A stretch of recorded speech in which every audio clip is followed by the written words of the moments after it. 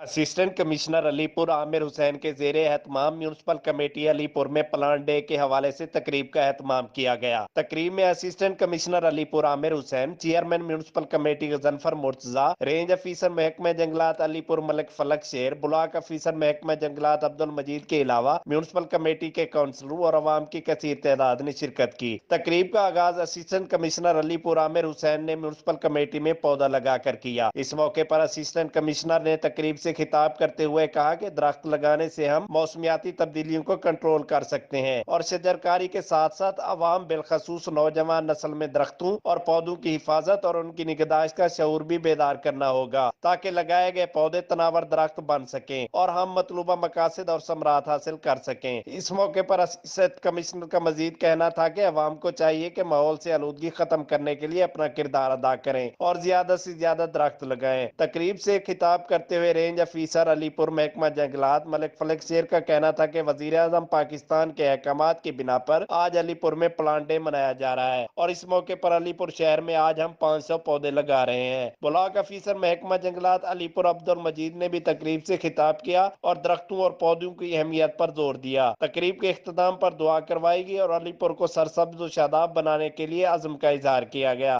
हम लाते हैं top news, आपके फेवरेट टॉक शोज और अनलिमिटेड एंटरटेनमेंट सिर्फ यूट्यूब पर।